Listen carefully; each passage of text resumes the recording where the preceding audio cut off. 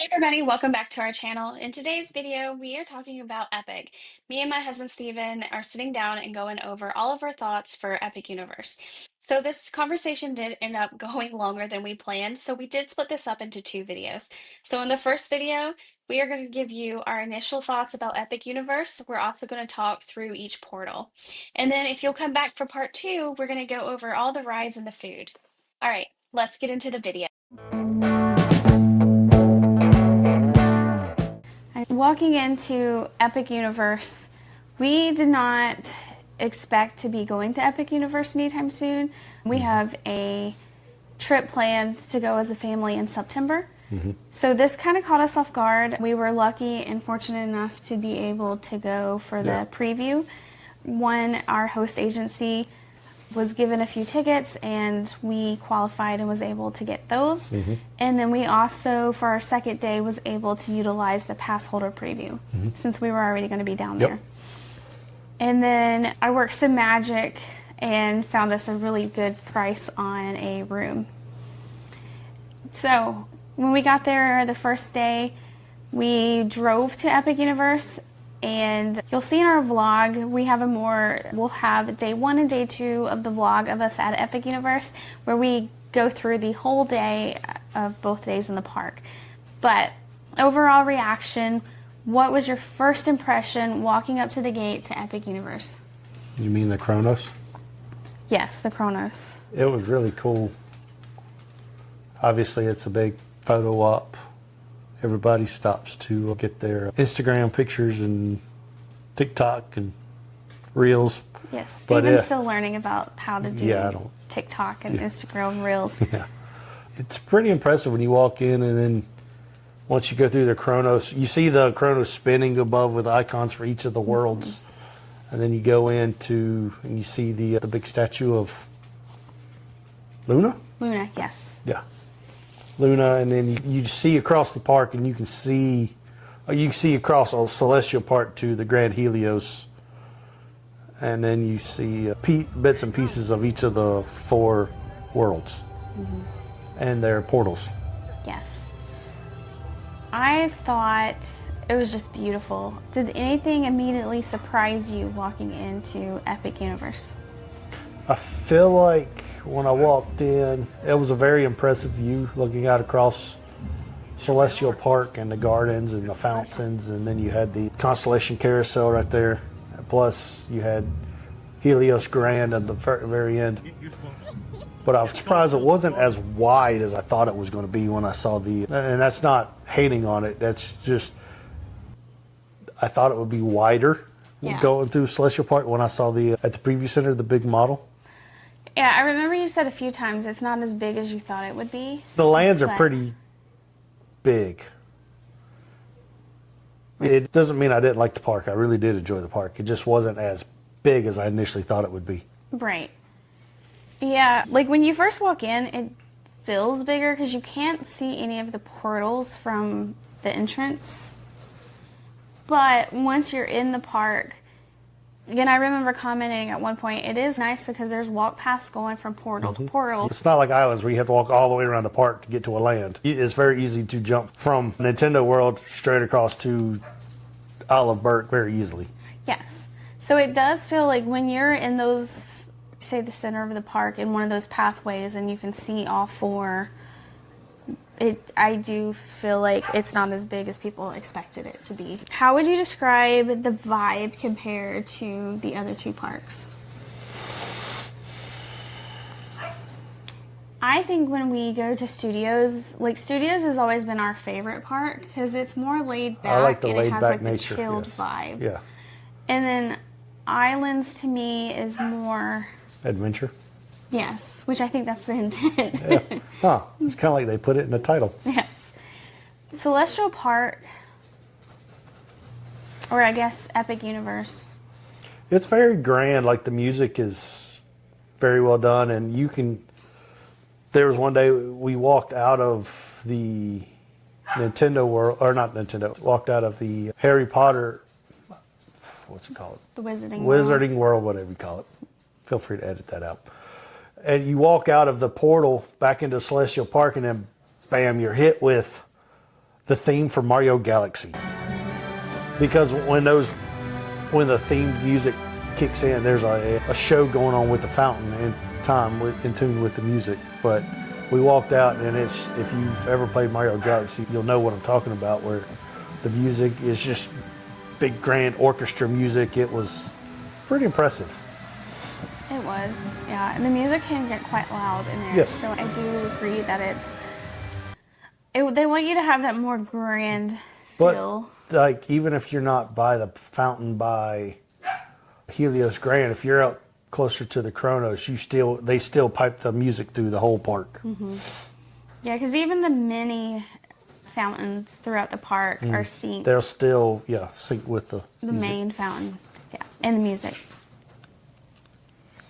I don't know that we have a complete picture. We were there 2 days, and yes, we were able to go through each portal. I still feel like we still felt rushed and weren't able to take in all the details of the park. Yeah. That we want to. So I don't know that I have the vibe down yet. Like, it was fun. Yeah, it was. I enjoyed the vibe. Mm-hmm. It was cool. I really liked it. It's just, there's a lot going on. Where I said it didn't feel as wide and grand as large as I thought it would, but there's still a lot of detail, a lot of stuff going on there that I would like to go back and just wander through without feeling like I need to rush to the next ride. Right. And keep in mind, we were there during technical rehearsals, so not everything was open. So, like, in Celestial Park, there was a few restaurants open, but there's still plans for several others. Like the Blue Dragon wasn't open yet. No, and there was one on up near the Starbucks that wasn't open. Yeah, I don't remember what it was. And I think Universal, like today, the day we're recording this, just released reservations for the Atlantic restaurant. It was open, I thought. But they weren't taking reservations yet. Okay, I see. Yeah. But, so that was something that I had to remind myself a few times, that we were there during technical rehearsals. So it wasn't going to be perfect. I think when you go later, like when we go in September, it's going to have much different feel. Sure. What did you think about the portal entrances? Did you feel magical, immersive, or just okay? Oh, I thought the portals were really awesome, especially the portal into Nintendo World. You go in, you ride an escalator, and you hear the Mario music, and you hear the toot, toot, toot, as you're like going through the warp pipe, and then you come out into Peach's castle. That was really awesome. Probably to me, and it might be just because I'm not a Harry Potter fan, going into the Wizarding World was the least impressive portal. Because like you go into Berk and you have the big rock with the inscription on it, and then you have to go around the rock, and then bam, there's the two statues in the water, and then you see the island just like in the movie. Yeah, and I feel like most of them, except for the Wizarding World, like there's music that you recognize from that quickly. Yeah. So it quickly transitions from Celestial Park, and then you have this. As you walk through the portal, you'll hear the music. You'll stop hearing the music in Celestial Park and hear the music of the land. Right. And I do agree with the Wizarding World. It's not, they didn't pick the most Well, they picked the music for Fantastic Beasts, not the music for Harry Potter. So it's not as recognizable as, sure, say, one of the Harry Potter songs, because you're going into 1920s Paris. Sure. So I feel like that it's not a missed opportunity. Maybe for me, because I don't have as close a connection to. I've seen all the movies, yes, but most of my connection to Harry Potter comes from the theme parks.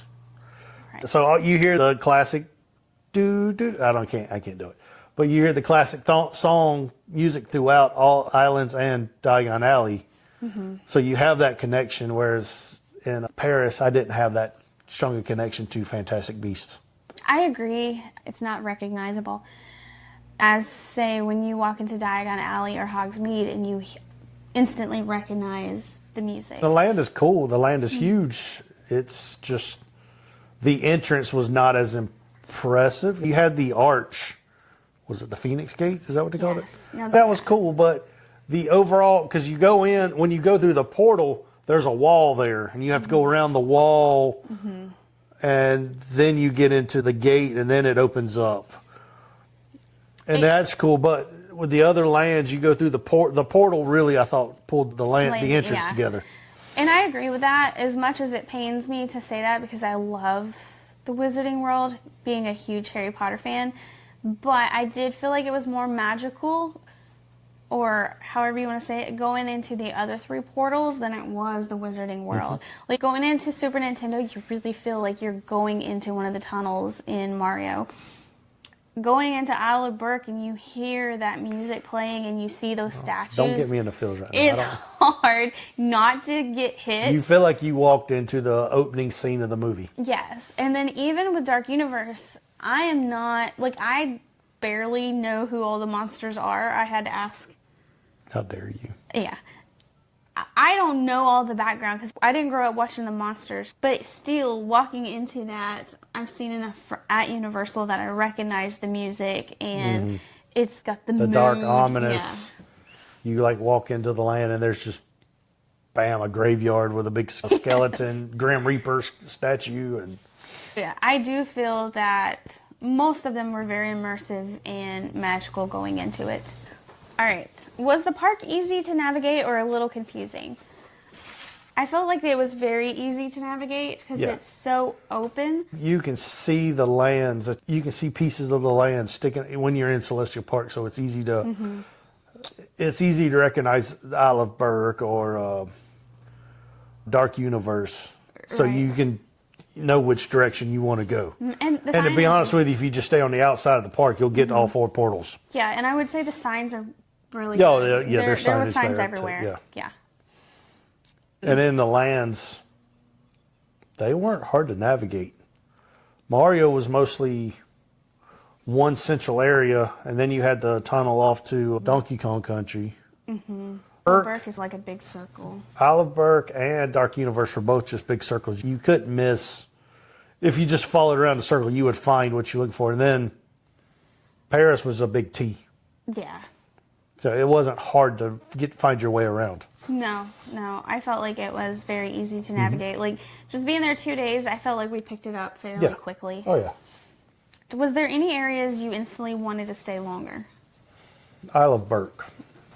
We spent that. a good bit of time in the Nintendo World, and we enjoyed it. Isle of Berk, I wish I'd spent a little more time in. Yeah. There's just a lot more detail, and you walk through, and I guess you would say dragon houses with their tails hanging out.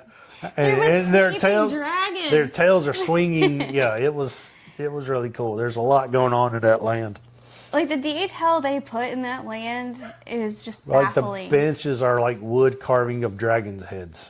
Like, even the trash cans has dragon details on it. Yeah. Like, the amount of detail they put in that land is just so amazing to me. I don't know if you're an How to Train Your Dragon fan, but in the movies they have the really high mountain where that lady sits on the top. Yeah. And one of the cast members said that they put her up there, and if you had a good enough camera, you could see it. And what I thought was fun is when we'd come out of Hogsmeade, Gobber? Hogsmeade? Or the Mead Hall? Sorry, when we came out of the Mead Hall. Get your properties right.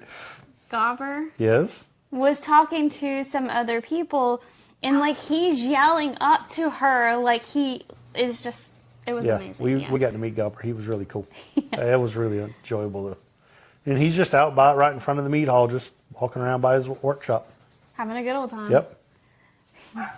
But yeah, I believe when we go back, especially when we take Penelope, I think that's probably going to be the land we spend the most time because there was so much we didn't get to do that she's going to want to do, and like the whole kids' playground area. Yeah, there was a whole kids' area that we didn't even look at. I don't look for us to get her out of there.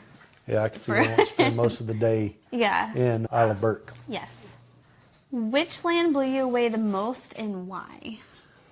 So for me, it's twofold. Nintendo World and Isle of Berk. You walk into Nintendo World and it felt like you were in the middle of Super Mario. There was a lot of stuff going. It was a sensory overload going into Nintendo World. You come out of Peach's castle, and then across the way you see Bowser's castle. You have piranha plants and Goombas and Koopas all walking around on top of or moving around on the platforms, and there's a big Details throng. everywhere. Yeah. Then you got, if you look across, you see the Yoshis going across for the Yoshi ride. And then Donkey Kong area. Wasn't a lot going on in Donkey Kong area, but you felt like you were in Donkey Kong. Mm-hmm. Most of it's just the roller coaster, but it wasn't as much to do in the Donkey Kong area. But the main Nintendo world was really cool. I really enjoyed it. It's where we spent a good bit of time the first day. We did. Just soaking in the details. And then the second day, How to Train Your Dragon, because it's got some of the best rides. The theming is incredible. You feel like you're on the Isle of Berk. The Hiccup Swing Glider. Oh, it was so much fun. Yeah, it was a great little family roller coaster. Mm-hmm. The Untrainable Dragon show was really awesome. Mm-hmm. That was a great show. Definitely a must. Yes. There's only 2 shows in the park, that and Cirque Arcanu.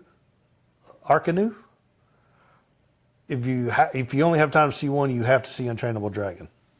Mm-hmm. And then, even the food was even good in Isle of Berk. Yeah. Yes. The food was good. The rides were good. The shows were good. The meet and greets were fantastic. We didn't stand in line to see. We walked by Hiccup. We saw Hiccup and Toothless, but we didn't get in line. We got in line to meet Astrid and Stormfly, but it was late, and they were getting ready to cut it off, so we didn't get to actually meet her. But they looked like and Gobber took his time with me. Yeah, and we saw that interaction was like 5 minutes. Oh yeah, there were people around us, and he's just over there conversing with me. Mm-hmm.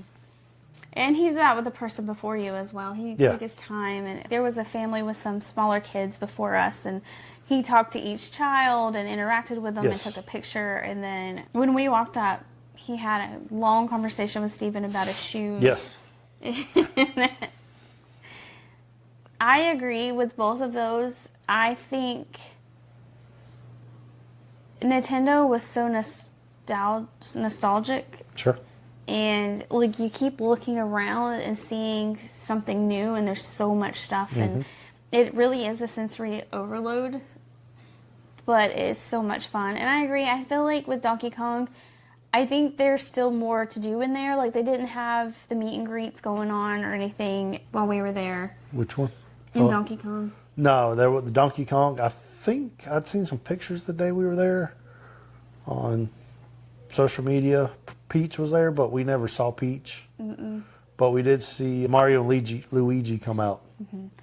And I agree. Isle of Berk is probably my favorite land that we visited, which is surprising because I expected it to be Harry Potter. You've got the whole land, then you got the music from the movies going on. And just constantly. Like you hear on Hiccup's Wing Glider, you hear Hiccup talking to Toothless, and then you got the music going on from the movies, and yeah.